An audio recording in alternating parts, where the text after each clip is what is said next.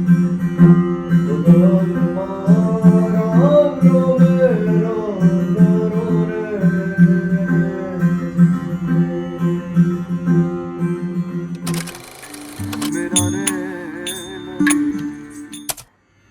સાથે છે મીત દવે, જે રાજકોટમાં લઈને આવ્યા છે રામ સાગર યાત્રા. તો હવે આપણે જાણીએ કે રામ સાગર યાત્રા શું છે. પ્લીઝ. કદાચ આ ઇન્સ્ટ્રુમેન્ટ નામ પણ લોકોને નહીં ખબર હોય કે રામ સાગર ભારતીય બોલશે. કદાચ આ ઇન્સ્ટ્રુમેન્ટનું નામ પણ લોકોને નહીં ખબર હોય, રામ સાગર. હું કાયમ કહું છું કે ભવસાગર તરાવી શકે એ રામ સાગર. ભારતીય સંગીતની પરંપરાનું સૌથી જૂનું વાદ્ય અને કદાચ પહેલું તંતુ વાદ્ય એટલે રામ સાગર. એકતારા જેના નામથી ફેમસ છે. જેના પર કબીર, દાસી જીવન, ગંગા સતી, ગોરખ આવા બધાના સંતોએ પોતાની વાણી ગાઈ છે. આજે એ વિચાર ક્યાં ગુમ છે. કદાચ જેમ મેં કીધું કે નામ પણ લોકોને નથી ખબર, તો એ ઇન્સ્ટ્રુમેન્ટ, એ ભજન, એ શબ્દ એ લોકોથી ઘણા દૂર થઈ ગયા છે. એ ગાયકી દૂર થઈ ગઈ છે. એ કદાચ ગંગા સતી કહે છે કે વીજળીના ચમકારે મોતીડા પરોવો પાનભાઈ અચાનક અંધારા થશે, તો એ જરૂર વિચાર આવે છે, લોકોને ગમે છે સાંભળવું, પણ પછી કોરા ક્યાંથી નીકળે, રેગ્યુલર જીવનમાં ક્યાં વાપરવું એ નથી ખબર.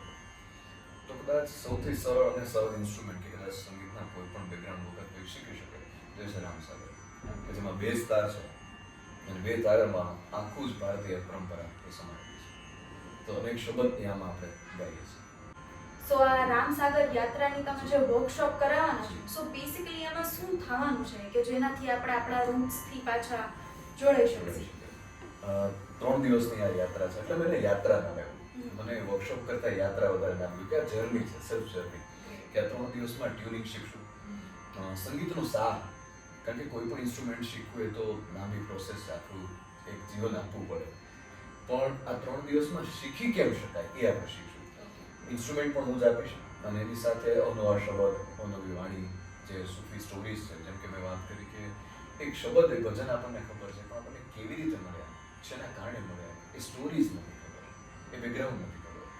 તો મેઘાણીની જેમ હું બધે ફરીને એ સ્ટોરી લઈ આવું છું અને લોકો સુધી પહોંચાડું છું કે ભજન કેવી રીતે આવ્યો. તો ઇન્સ્ટ્રુમેન્ટ આપીશ, એની સાથે લોકોને ટ્યુનિંગ શીખવાડીશ અને એ લોકો ગાઈ શકે ત્યાં સુધી 3 દિવસમાં તે લોકો પહોંચશે. વાહ, ગ્રેટ. તમે જેમ કીધું કે આ વર્કશોપ નથી, આ યાત્રા છે, તો આ યાત્રામાં તમે રામ સાગર જ કેમ ચૂઝ કર્યો? હું કાયમ કહેતો હોઉં છું કે આપણે રામ સાગરને સિલેક્ટ નથી કરતા, એ આપણને સિલેક્ટ કરે છે. તો 15 જણાની વચ્ચે જ આ વાત મૂકું છું કે જેના કારણે લોકો સુધી એ વાત પહોંચે અને અત્યાર સુધી લગભગ 100 જેટલા સ્ટુડન્ટ્સ એ બન્યા. તો આટલી ભીડમાંથી 100 જ એવા ખોજી છે કે જે લોકો સુધી આ વાત પહોંચે છે, કે જેમને રામ સાગર સિલેક્ટ કર્યા છે. હવે વાત કરી તમારા પોતાની, કે તમને ઇન્સ્પિરેશન કેમાંથી મળી, તમારી જર્ની કેવી રીતે સ્ટાર્ટ થઈ? ગાયકના ફેમિલીમાં જન્મ થયો એટલે એના કારણે ગળથુથીમાં જ સૂર આપવામાં આવ્યો. તો મારા ઘરે તમે આવો તો લગભગ 70-80 પ્રકારના ઇન્સ્ટ્રુમેન્ટ છે જે હું વગાડતો હોઉં. પણ એ બધામાંથી વગાડતા ક્યારે રામ સાગરે મને સિલેક્ટ કર્યું તો એ મને ખબર ન પડી. અને જેમ મેં કીધું એમ કે બહુ રેર ઇન્સ્ટ્રુમેન્ટ થઈ ગયું. કદાચ આ ઇન્સ્ટ્રુમેન્ટ તમે કાનદાસ બાપુના ભજનમાં સાંભળ્યું હોય, ગંગા સતીના જેટલા પણ ભજન ગાય છે એમાં તમે સાંભળ્યું હોય, અથવા તો અત્યારે છેલ્લે પદ્મશ્રી હિંમતભાઈ ચૌહાણ એમના હાથમાં તમે વગાડતા ગાતા છો. તો ઇન્સ્ટ્રુમેન્ટ ધીરે ધીરે લુપ્ત થતું ગયું. એના કારણે ઘણી વાણી, ઘણા ભજન એ પણ લુપ્ત થતા ગયા. તો જો આ ઇન્સ્ટ્રુમેન્ટ ધીરે ધીરે જીવતું થશે તો લોકો સુધી એ વાણી, એ ભજન ફરી ગવાતા થશે. તો ફરી કબીર જેવા વ્યક્તિઓ જીવશે. તો બને કે આપણી અંદર પાનબાઈ જન્મે અને કોઈ ગંગા સતીને ફરી આવવાનું મન થાય.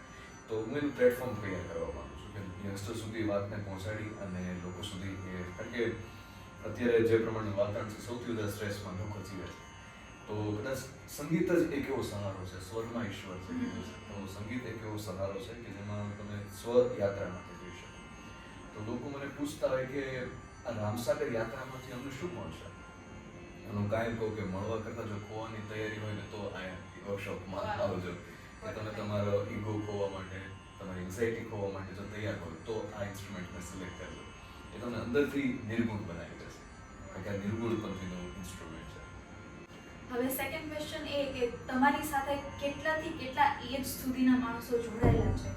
સ્પેસિફિકલી વાત કરું તો જેન્ઝીની, કે એ બહુ લાઈક ઇન્ટરેસ્ટેડ હોય છે, તો એમાં શું કહેવું છે?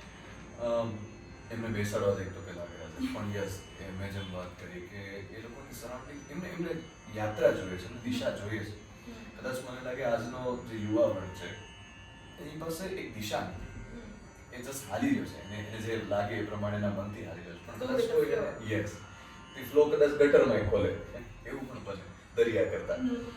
તો મને એવું છે કે એમને જો થોડી દિશા આપવામાં આવે, કારણ કે અમે જ્યારે શબ્દ ગાઈએ છીએ તો એ લોકો સાંભળતા સમજતા હોય છે કે ભજનમાં બેઠા ખાલી માથું ધૂણાવે એવું નહીં, કદાચ કોઈક એને એની સ્ટોરી કહી દે, એનો મતલબ સમજાવી દે ને, એના પર કામ કરવા તૈયાર છે. તો કદાચ એને કોઈ કહેવા વાળો વ્યક્તિ જોશે કે શબ્દની પાછળનો મતલબ શું થાય છે. તો જેમ જેમ ગાતા જશો એમ યુવા વર્ગ એમાં જોડતો થશે.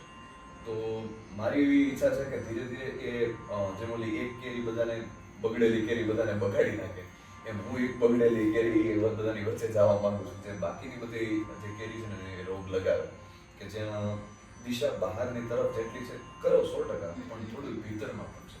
જેમ ઘાયલ સાહેબ કહેતા કે હું પણ મોજ કરું છું ઘાયલ, તું પણ મોજ કરી લે, મોજ કરી લે, મોજ કરી લે, ભીતર ખોજ કરી લે ઘાયલ, તું પણ મોજ કરી લે. તો મોજ અને ખોજ બે ભેગી છે. તો આ ઇન્સ્ટ્રુમેન્ટ કદાચ તમને એ મોજ અને ખોજ બે આપે છે.